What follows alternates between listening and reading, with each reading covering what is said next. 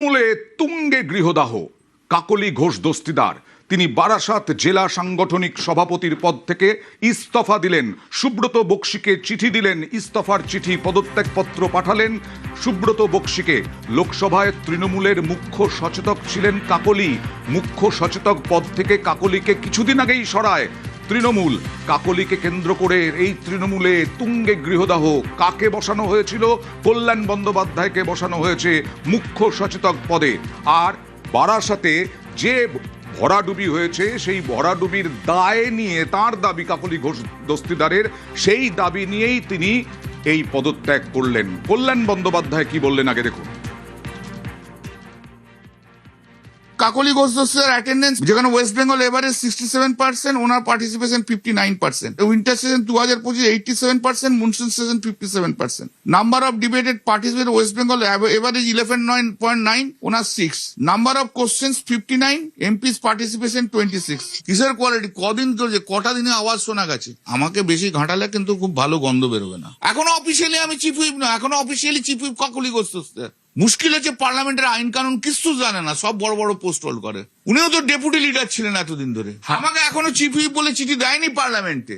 দিদি একটা তার ইচ্ছে প্রকাশ করেছে, তাতেই এই কাকলি ঘোষ দস্তিদারকে তো একেবারে আক্রমণ শানালেন কল্যাণ বন্দ্যোপাধ্যায়। কেন এরকম আক্রমণ? কোথা থেকে শুরু, কি থেকে সূত্রপাত? সরাসরি চলে যাব প্রতিনিধি আবিরের কাছে। আবির, দেখো, কাকলি ঘোষ দস্তিদার গতকালকে তিনি বারাসাত সাংগঠনিক জেলা সভাপতির যে দায়িত্ব, সেই দায়িত্ব থেকে তিনি অব্যাহতি চান এবং সেই মর্মে চিঠি তিনি তার দলের নেতৃত্বের কাছে পাঠিয়েওছেন। এবং তিনি তার দায়িত্ব থেকে অব্যাহতি যখন চেয়েছেন তখন দেখতে পাওয়া গিয়েছে যে উত্তর চব্বিশ পরগনা জেলায় বারাসাত সাংগঠনিক জেলার মধ্যে যে বিধানসভা আসনগুলি রয়েছে সেখানে তৃণমূল কংগ্রেসের ফল খারাপ হয়েছে। তবে তিনি সাংগঠনিক জেলা সভাপতি ছিলেন, তবে তিনি তার এই হারের কারণ হিসাবে তিনি যখন উল্লেখ করেছেন যে আইপ্যাকের যে ভূমিকা, ঠিক একই রকমভাবে তিনি সরব হয়েছেন যে যারা দলের যারা পুরনো দিনের কর্মী রয়েছেন সেই পুরনো দিনের কর্মীদেরকে যদি গুরুত্ব দিয়ে দেখা হয় তাহলে আগামী দিনে দল ভালো কাজ করতে পারবে।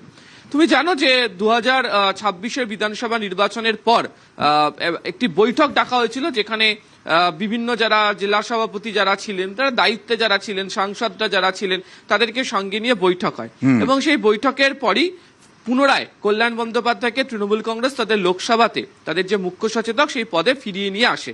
একটা সময় আমরা দেখেছি যে টানা কল্যাণ বন্দ্যোপাধ্যায় তিনি মুখ্য সচেতক পদ তিনি সামনে ছিলেন, পরে একটা দলের সঙ্গে তার দূরত্ব, তিনি যদিও সেটাকে অভিমান বলে উল্লেখ করেছেন, সেটা তৈরি হয় এবং সেই জায়গাতে কাকলি ঘোষ দস্তিদারকে দায়িত্ব দেওয়া হয় এবং সেই দায়িত্ব থেকে তাকে সরানোর পর কাকলি ঘোষ দস্তিদার তিনি সোশ্যাল মিডিয়াতে পোস্ট করেছিলেন এবং সেখানে তার তৃণমূল কংগ্রেসের সঙ্গে, মমতা বন্দ্যোপাধ্যায়ের সঙ্গে দীর্ঘ সম্পর্কের কথা বারবার পোস্টে একবার দেখাই আবির।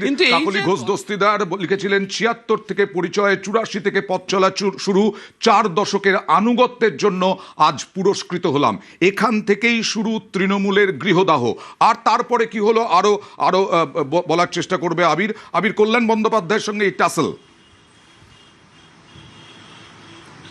প্রথমত হচ্ছে যে উভয় পক্ষেই দলের তারা একই কক্ষের সদস্য হলেও তাদের যে পারস্পরিক যে দূরত্বের যে বিষয় তা নিয়েও এর আগে একাধিকবার আলোচনা হয়েছে এবং বিভিন্ন সময় আলোচনার ক্ষেত্রে আজকে কল্যাণ বন্দ্যোপাধ্যায় উল্লেখ করেছেন যে এখন বলা হচ্ছে আইপ্যাকের কথা। তার বক্তব্য যে তিনি 2022 সালে আইপ্যাকের যে ভূমিকা যথাযথ নয়, আইপ্যাক দিয়ে যে দলের একটা সংগঠন চলতে পারে না, দলের যারা পুরনো দিনের কর্মী নেতারা যারা রয়েছেন তারাই যে সংগঠনকে চালাতে পারেন, সেই প্রসঙ্গের কথা বারবার তিনি মনে করিয়ে দিয়েছিলেন। একই সঙ্গে তিনি এদিনকে উল্লেখ করেছেন যে তিনি তো 2024-এর লোকসভা নির্বাচনের সময় কোথাও শ্রীরামপুর সাংগঠনিক জেলাতে শ্রীরামপুরের সাংসদ হিসাবে তিনি জিতেছেন, সেখানে কোথাও আইপ্যাককে মাথা ঘামাতে দেননি। ফলে এখন যারা আইপ্যাককে সঙ্গে নিয়ে কাজ করেছে, যারা আইপ্যাককে মাথায় তুলে রেখেছিল, তারা হঠাৎ করে কেন আইপ্যাকের প্রসঙ্গের কথা এখন তুলে আনছেন? তাহলে কি কোথাও গিয়ে তারা তাদের নিজেদের ব্যর্থতাকে ঢাকার চেষ্টা করছেন? একই সঙ্গে তিনি কটাক্ষ করে উল্লেখ করেছেন যে যারা সমস্ত সুবিধা পেয়েছেন, যারা সমস্ত সুযোগ পেয়েছেন, সমস্ত পদ নিজেদের দিকে টেনে নেওয়ার চেষ্টা করেছিলেন, তাদের হঠাৎ করে এখন কেন মনে হচ্ছে যে প্রতিবাদ করার সময়, তাদের হঠাৎ করে এখন কেন মনে হচ্ছে যে আইপ্যাকের মতো সংগঠনকে দায়ী করে তাদেরকে সরে যেতে হবে? ফলে কোথাও গিয়ে তাদের যে নিজেদের যে সাংগঠনিক ব্যর্থতার যে প্রসঙ্গটি সেটাও কার্যত নাম না করে এদিনকে কটাক্ষ করেছেন কল্যাণ বন্দ্যোপাধ্যায়। ওকে, কাকলি ঘোষ দস্তিদার কি বলেছিলেন সেটা আগে একবার দেখাই। মনে করলাম যে এই অস্বচ্ছতার বিরুদ্ধে প্রাতিষ্ঠানিক দুর্নীতির বিরুদ্ধে সর্বস্তরে নিশ্চয়ই কিছু বলার প্রয়োজন আছে, কোনো একটা পদক্ষেপ নেওয়ার প্রয়োজন আছে। নির্বাচনের যে ফলাফল, বিশেষ করে এই জেলায় যেখানকার আমি সাংগঠনিক সভাপতি, আমাকে কিন্তু তার দায়ভার নিয়ে এটা স্বীকার করে নেওয়া যে নিশ্চয়ই আমারও কোনো ভুল ভ্রান্তি আছে দল পরিচালনা, যার জন্য এই রেজাল্ট হয়েছে। তার জন্য আমি পদত্যাগপত্র পাঠিয়েছি আমাদের রাজ্য সভাপতি সুব্রত বক্সির কাছে। আমি সভাপতির পদ থেকে পদত্যাগ করেছি। আপনার আগামী দিনে অন্য দলে যোগ দেওয়ার সম্ভাবনা কতটা? আমি এখনো ভাবিনি। একটা হঠাৎ করে কোনো ভুইফোর সংস্থা আসলো, তারা এসে ধমকালো, এইখানে বসে ধমকে যাচ্ছে।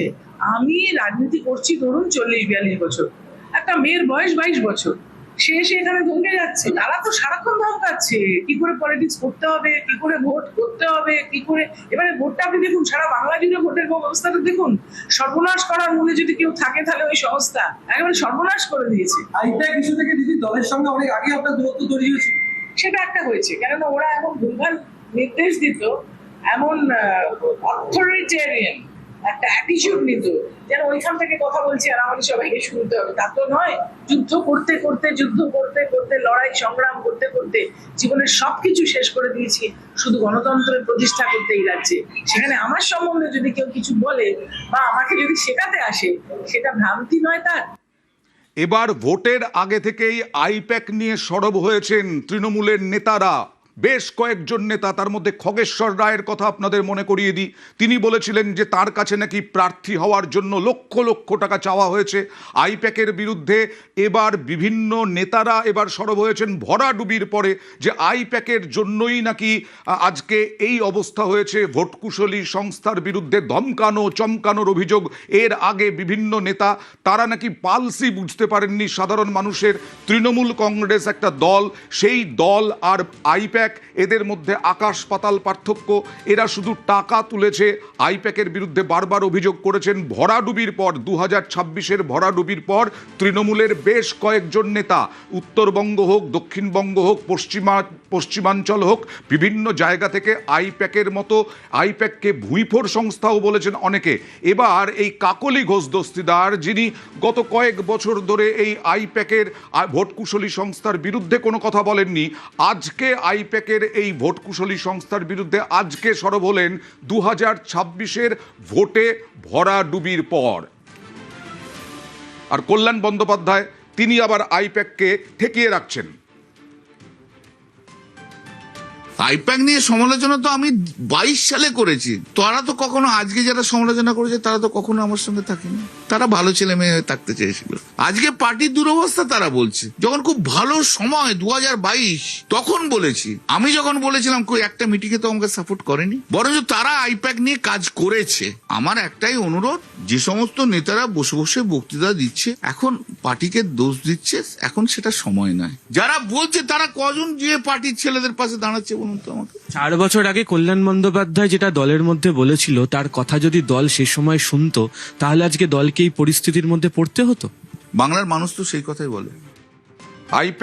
আইপ্যাকের কাজে কল্যাণ বন্দ্যোপাধ্যায় সন্তুষ্ট নন, কিন্তু এখন আইপ্যাক নিয়ে যারা বলছেন তাদেরকে আক্রমণ করছেন কল্যাণ বন্দ্যোপাধ্যায়। তিনি বলছেন 2022-এ আইপ্যাকের বিরুদ্ধে তিনি বলেছিলেন, আর তারপরে কাকলি ঘোষ দস্তিদারকে নাম না করে তিনি কি বললেন, আপনার আগামীর পথ মসৃণ ও স্বস্তির হোক, আপনাকে এবং আপনার পরিবারকে উজ্জ্বল ভবিষ্যতের শুভেচ্ছা।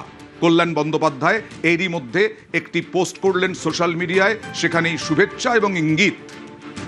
আর এইখানেই দেখার, এই তৃণমূলে এতদিন গৃহদাহ আমরা বলছিলাম, কাউন্সিলররা পদত্যাগ করছেন, বিভিন্ন জায়গায় বেসুরও বলছেন বিভিন্ন নেতারা, কিন্তু দীর্ঘদিনের একজন সাংসদ, দীর্ঘদিনের একজন তৃণমূল নেতা যখন পদত্যাগ করেন এবং 2 সাংসদের মধ্যে যখন একে অপরকে প্রতি আক্রমণ এবং তার সঙ্গে সঙ্গে ভোটকুশলী সংস্থা নিয়ে ব্যাপক সমালোচনা, ব্যাপক আক্রমণ, পাল্টা আক্রমণ, সেখানে তৃণমূলের গৃহদাহ তো আরও ভয়ঙ্কর জায়গায়। কোন জায়গায় গিয়ে দাঁড়ায় তৃণমূলের এই গৃহদাহ, সেই দিকেই নজর সাধারণ মানুষের।